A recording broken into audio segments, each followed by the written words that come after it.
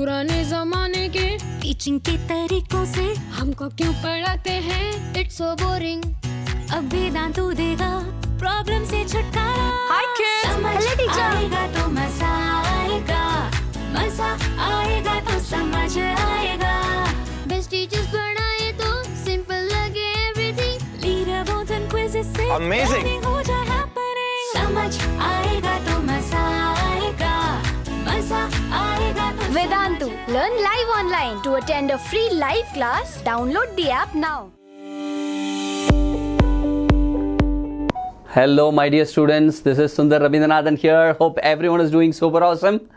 Welcome to yet another session, alright, a Know Your Dates session which would fairly be covering the chapter Nationalism in Europe, and more importantly the rise of nationalism in Europe. Okay, I know that that chapter has a lot of weightage, right? So now what we would be doing is I would take you through all the important events when it happened, and probably if some tips as to, if you are new to this session, some tips as to how to remember those dates as well, right? So hope you will find that very useful. Yeah, excellent guys. Let us move on to the session Nationalism. All right, for those in fact people who have already attended, you know it. If you're new, what is nationalism? Let's leave the location, Europe or anything say it be. What is nationalism? Because it's very essential you understand that first. Can you tell me what is nationalism, guys? Right? Patriotism, yeah, to some extent, yes. Okay, but patriotism comes one after nationalism. Okay, please understand that. See, right now, I stand here proudly as an Indian. But before, several decades, is India the way it was or it is now? Is this how India was? Is it one nation India? Was it how it was earlier? No, correct. It was divided into several, smaller units, geographical units, which we call states. Not the states that we currently have, right? And those states were individually ruled by several kings, right? So it was altogether a different system of governance that was existing, right? Now, what made this possible? At one point in time, people started getting different emotions because of the way they were being ruled. I feel that, my God, I shouldn't be divided, I shouldn't be, ruled by one person. No, not at all. I should be ruled by a system. People start getting different kind of feelings. All right. So what are these feelings which constitute nationalism? I will help you with that in detail. I'm sure you, social studies is a topic, or in fact a subject which needs to be felt, guys. Many a times students start, slipping on this subject. The reason being, it is not math or science for you to work it out. Social science can't be worked out. You have to feel it. And the moment you feel it, you start learning a lot about humanities. And the moment you master humanities, trust me, it is going to help you in anything. Say it be you become a great project manager, you become a great software engineer, so you become a great whatnot. You're going to deal with people. And that is one place which you can't avoid. And that is the place where the learning that you arrive from here, I mean this subject, is going to come in handy. So please, ensure that you keep that in mind. Then you will start really enjoying the subject. Yeah? Excellent, guys. Let me take you through that. What are we going to cover, right? So it all started here, right? French Revolution. So French Revolution, an idea of what is a nation. It's very important, guys. That is when you will understand how this all happened in India, in Europe. Today, we are going to see more about the European part. But what is the idea of a nation? What do we mean by a nation? Right? We'll see that. Then, making of nationalism in Europe. How it all started in Europe. Okay. So, what are the different countries which got formed and why? Alright. What was that journey? I'll take you through that. Then, the age of revolutions. Alright. It all started when people started protesting. People started fighting for something what they call as one nation. All right, and that's what we call them as revolutionaries. There are several revolutionaries who we can point out, and specifically during the period 1830 to 48. Okay, so that's called as the age of revolutions. So much of unification, so many countries got formed during this period. We will see that. And then unification, of course, of Germany, Italy, which were into so many states, right? The princely states. How it got unified. We will see that also. Who was ruling and how it got unified. Visualizing the nation as a whole, and what is nationalism and imperialism. We will see that. See, my dear students, I would be covering more from a date perspective. Of course, I would try to throw some light on what happened when and why. But the utmost focus and utmost emphasis is on remembering the dates and for the respective incident. Clear? Awesome, guys. Let us get on. Nationalism in Europe. As you can see, what is nationalism? What it did to countries. Did it form countries? Okay, did it also divide countries and few new countries got formed? What happened in Europe? Okay, so primarily, as you can see, there were 5 different countries which we will lay emphasis on. You can't avoid them when you speak about nationalism in Europe. Austria, Hungary, right? That is an important piece. Russia, yeah, what happened? Ottoman Empire, so who was ruling? Germany and Italy. These are 5 different subsets which form nationalism in Europe, and it is very essential for us to understand what happened in all these 5 countries. Okay? Right. Okay.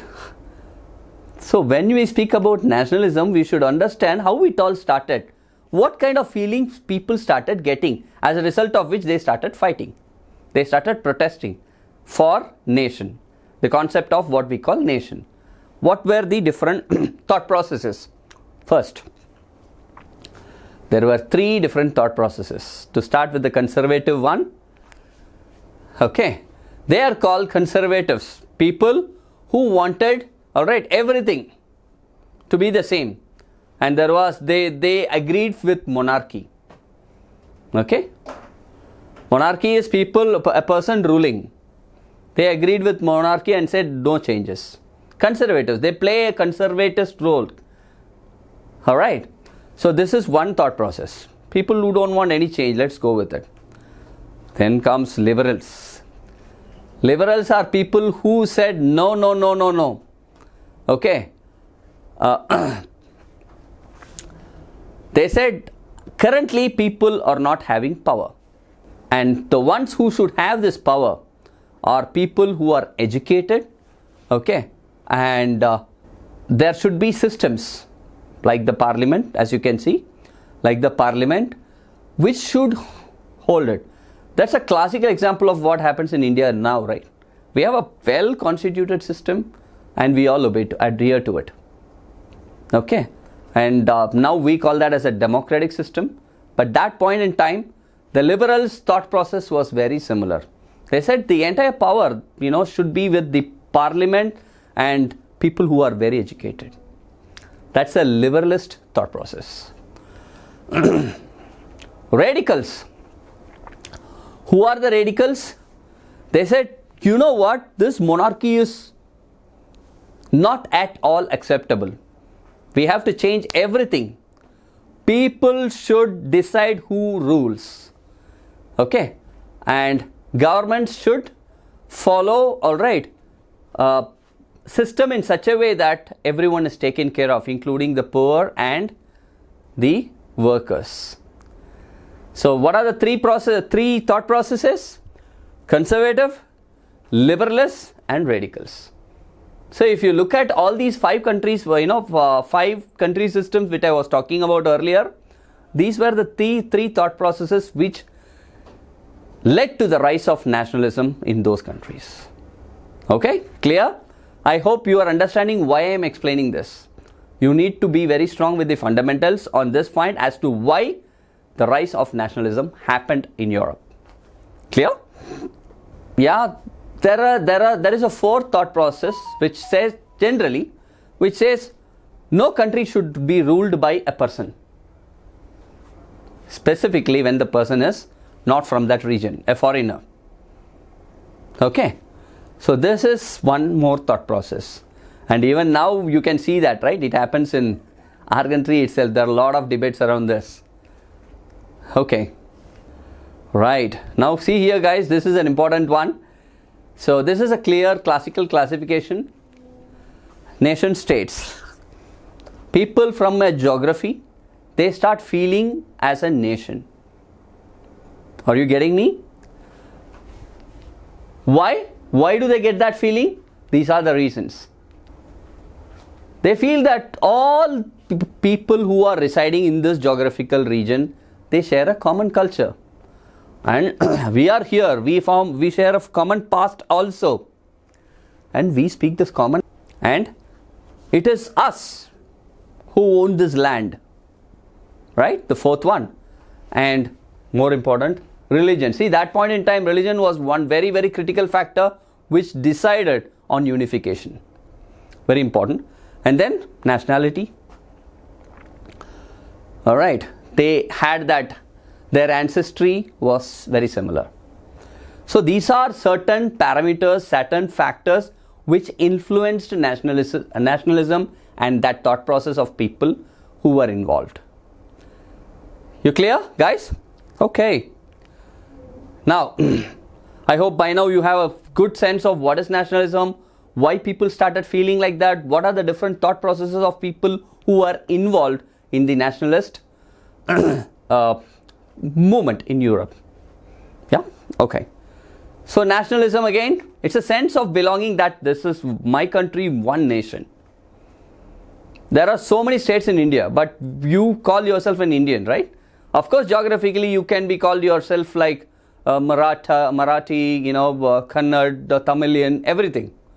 But put together, we are one nation and we call ourselves Indian.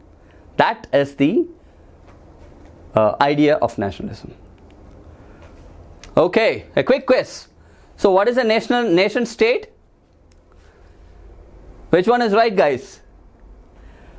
A, people of all groups enjoy equal rights. B, where the nation has its own emblem and flag. C, a state which has a contiguous territory. And D, a state where people live in a common territory, they develop a sense of identity and share a common past. Which is right? A, B, C, D? Okay guys, it's D. To me it's D, always D. Yeah? Awesome. French Revolution and the idea of nation. So all of us know that it was Napoleon who was ruling that country for quite some time, right? Almost 2 decades.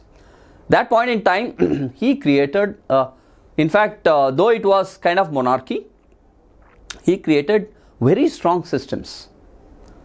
Okay. Few people were for it, many people were against it.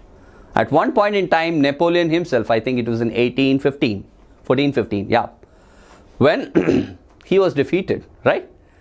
And there came the Congress of the Vienna, which came into picture, and the peace treaty was brought in. Right, guys? Now, so it all started with the French Revolution. What is French Revolution?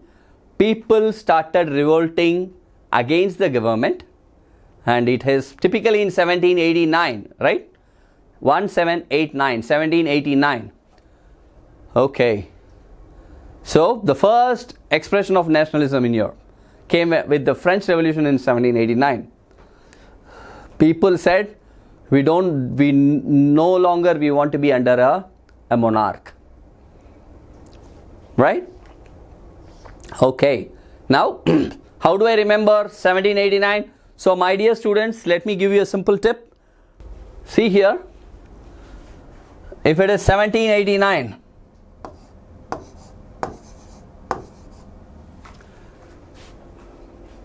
first let me tell you guys this.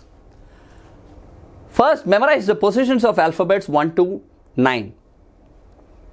1 to 9. 1 is A. First alphabet is A. Second alphabet is B.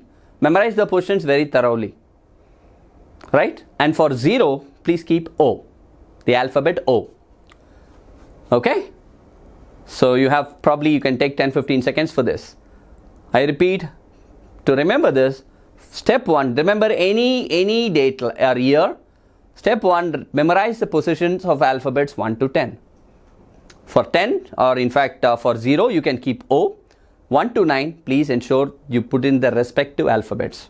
1 is A, 9 is I, correct? So 2 is B, 3 is C, 4 is D, till 8 is H. 9 is I. Clear? I hope you are done now. Okay. Now if you need to remember 1789, if I put it, 1 is A, correct? 7 is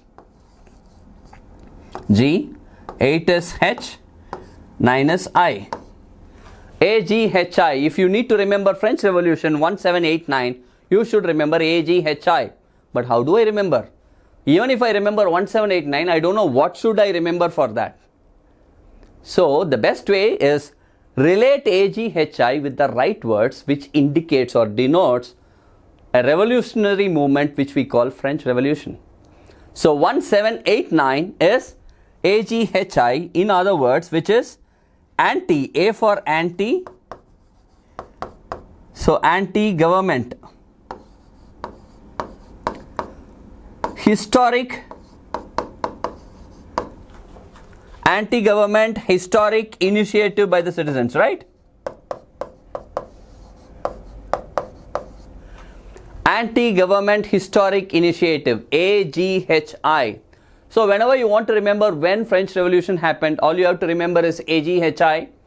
Typically you will know anti-government historic initiative. Okay, it is French Revolution. Got it? Right guys? This way let's try and remember more dates. And I want you to do a quick exercise on that and come back on the next session as well. Clear guys? Okay, today I am just more briefing on the basic aspects of nationalism in Europe, how it all started, what led to that, okay, what all will get covered. This is my focus today. So it's only the primary briefing, okay? Alright. Now, one more quiz. Before that, let me close this.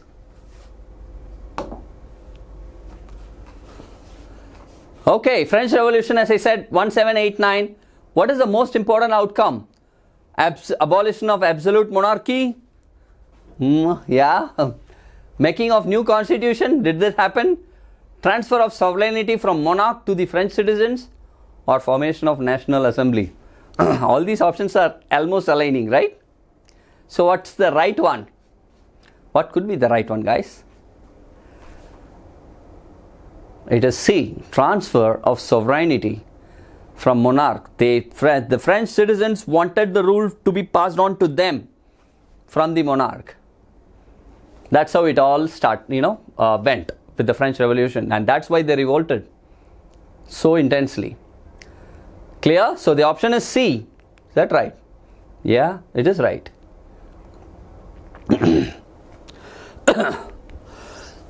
I'm sorry guys. Right, coming back to the Napoleonist rule. See, he is a monarch, no doubt about it. Very strong dictator.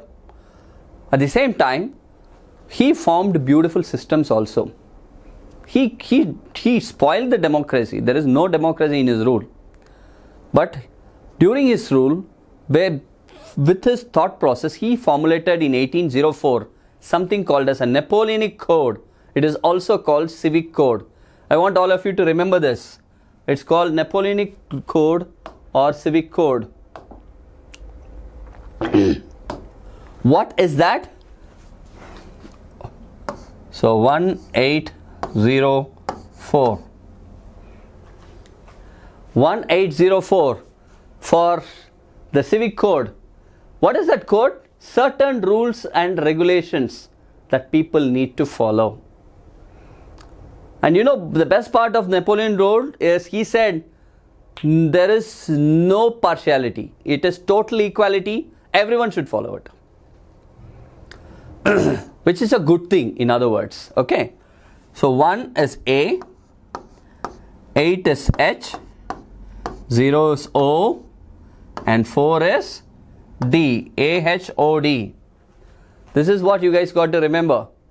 So to remember the Civic Code 1804, you need to remember Civic Code was created in 1804, and you need to remember AHOD. How will you do that, guys? Work it out, right?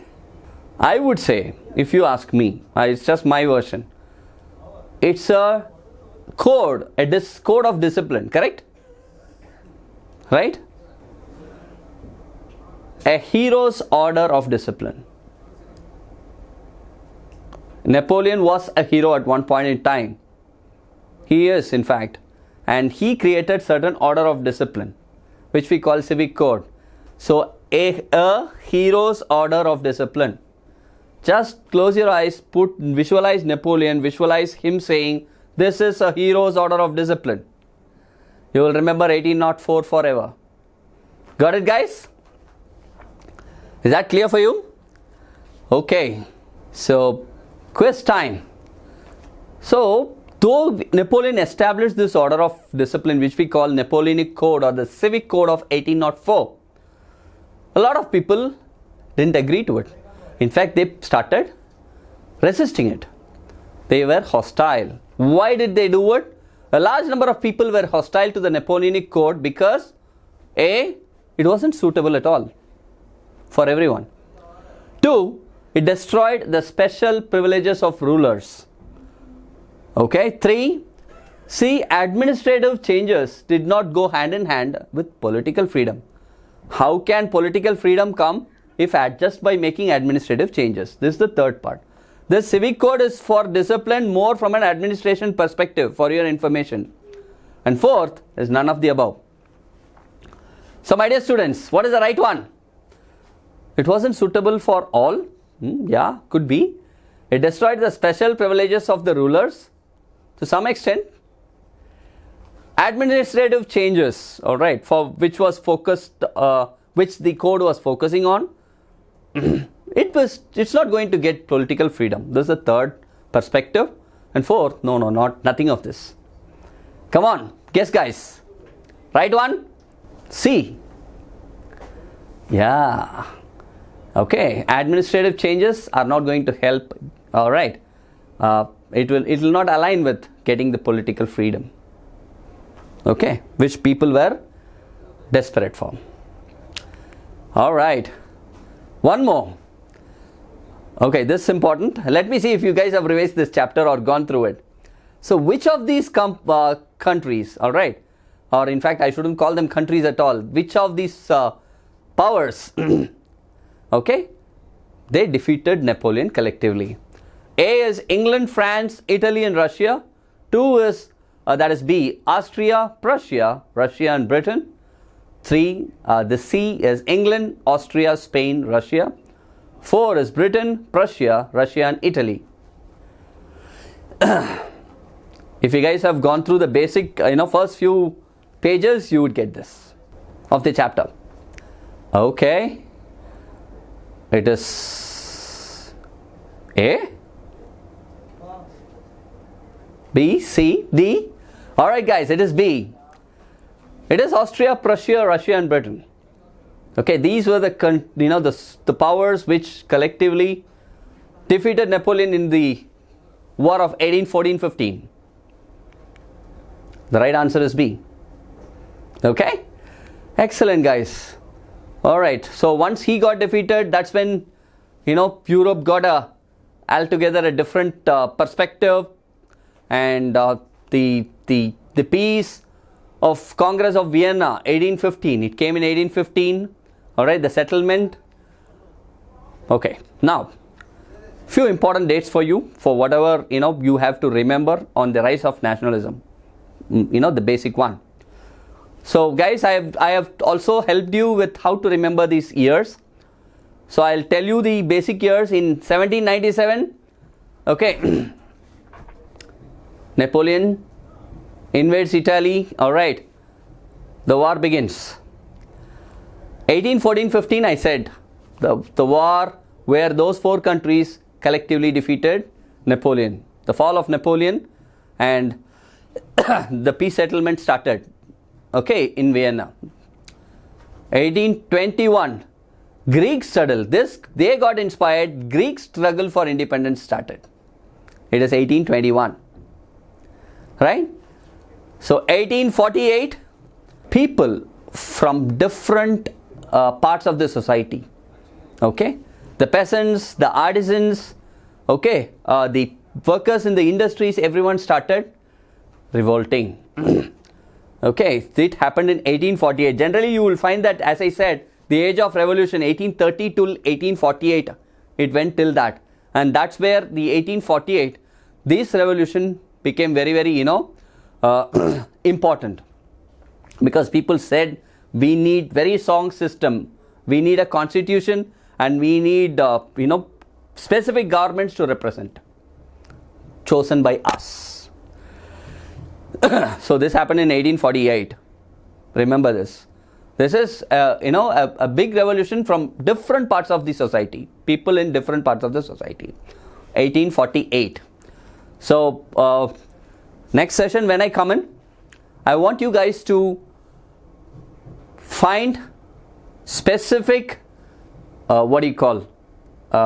strings to remember. We call them as memory tags. Anti-historic initiative, alright. I was telling, right? Anti-government historic initiative for French Revolution, 1789. Similar to that, I want you to, that is called a memory tag.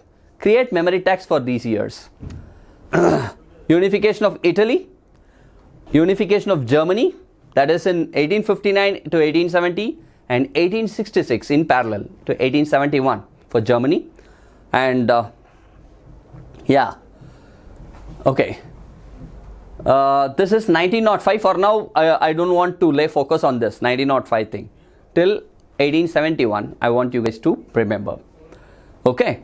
So guys, in totality, what had happened? Nationalism is the feeling of oneness for a geography, which people said this is our nation.